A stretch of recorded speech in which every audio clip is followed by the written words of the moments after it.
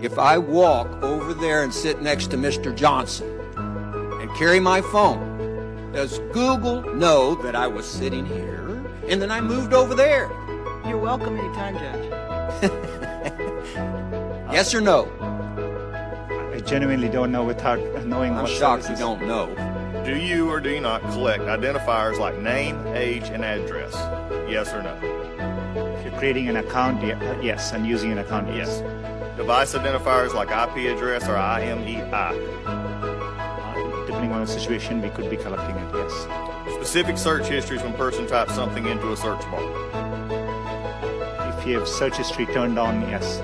Contents of emails and Google documents? We store the data, but we don't read or look at your Gmail. You have access to them. As a company, we have access to them, yes. So you could.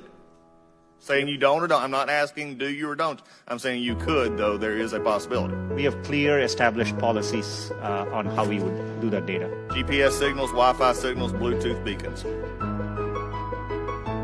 It would depend on the specifics, but there may be situations, yes. GPS, yes. Yes, if you have Voice location. and conversations when using Google Voice products. We give an option to turn on or off, and But if a person didn't know it, voice and conversations when using Google Voice products. we only record when they initiated with OK Google and then say the terms after. Do you believe that Google has been brought out here in some question is biased? Congressman, it's really important to me that we approach our work in an unbiased Do you believe that Google is biased? It's either yes or no. No, not in our approach. Why, number one, does Google need all this information? We can answer that in the fact that 86% of your revenue comes from advertising, so we know you manipulate the data in some ways. However, can you explain what you do to minimize this data, which is generally an accepted standard practice among those who collect data?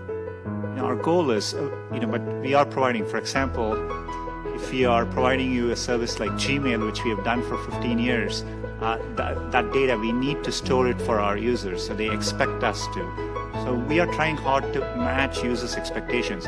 We don't need, our data for advertising, as I said earlier, most of it comes from just the keywords you type. And so, we need minimal data to do advertising. We give you options to turn ads personalization off.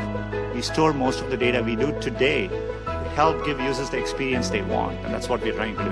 How do you explain this apparent bias on Google's part against conservative points of view, against conservative policies? Is it just the algorithm, or is there more happening there? Congressman, I understand the frustration at seeing negative news, and I see it on me, on Google. There are times you can search on Google, and page after page there's negative news which we reflect.